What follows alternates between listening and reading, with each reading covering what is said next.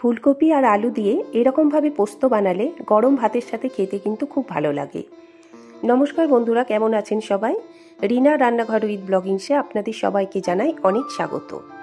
আজ আমি যে রেসিপিটা আপনাদের সাথে শেয়ার করছি এটা হলো ফুলকপি আলু পোস্ত। আশা করছি আজকের রেসিপিটা আপনাদের ভালোই লাগবে। যদি ভিডিওটা ভালো লাগে তাহলে আমার চ্যানেলটিকে সাবস্ক্রাইব করার আর ভিডিওটি সম্পূর্ণ দেখার অনুরোধ রইল। চলুন তাহলে রান্নাটা শুরু করা যাক। দুটো মিডিয়াম সাইজের আলু এরকম ডুমো করে কেটে নিয়েছি, আর একটা ছোট সাইজের ফুলকপি এরকম টুকরো করে কেটে নিয়েছি। একটা টমেটো এরকম ডুমো করে কেটে নিয়েছি। এবার রান্নাটা শুরু করছি। কড়াতে দিয়ে দিয়েছি 1 টেবিল চামচ সর্ষের তেল। তেল গরম হয়ে গেলে ফুলকপির টুকরোগুলো দিয়ে দিলাম।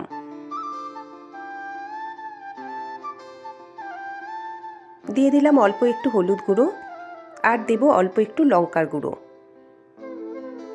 2 থেকে 3 মিনিট সময় ধরে ফুলকপিগুলো আমি ভেজে নেব।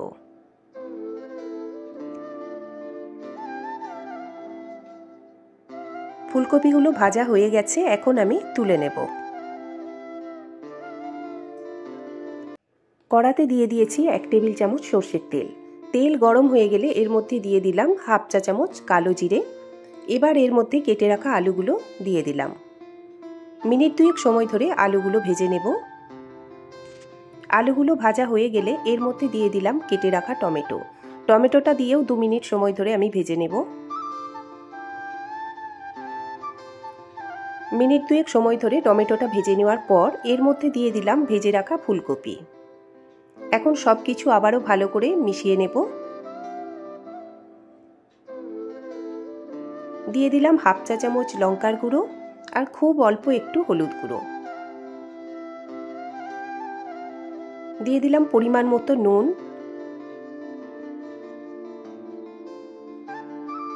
এখন সব কিছু খুব ভালো করে মিশিয়ে নেব। সব কিছু খুব ভালো করে মিশিয়ে নেওয়ার পর এর মধ্যে দিয়ে দিলাম পরিমাণ মতো জল।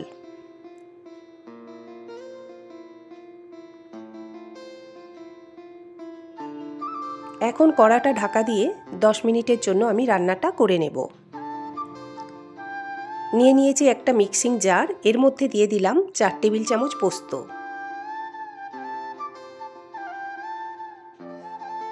পোস্তটা আমি পেস্ট করে নেব।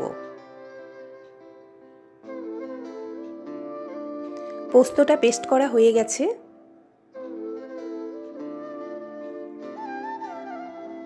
এদিকে 10 মিনিট হয়ে গেছে। 10 মিনিট পরে আমি ফিরে এলাম।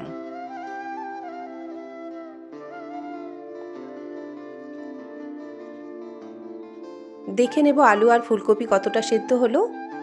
একদম খুব ভালোভাবে সেদ্ধ হয়ে গেছে ফুলকপি আলু।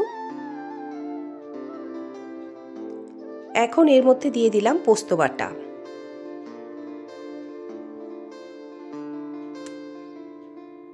মিক্সিং জারটা ধুয়ে অল্প একটু জল দিয়ে দিলাম। দিয়ে দিলাম 2টো চেরা কাঁচা লঙ্কা। সব কিছু খুব ভালো করে মিশিয়ে নেব।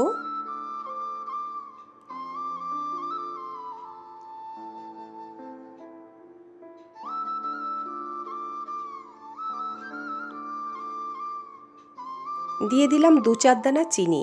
একটু মিষ্টি দিলে ভালো লাগে, আপনারা না চাইলে এটা নাও দিতে পারেন। দিয়ে দিলাম 1 চা চামচ কাঁচা সর্ষের তেল।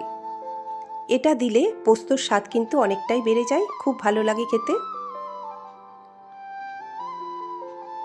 রান্নাটা আমার একদম রেডি সার্ভ করার জন্য।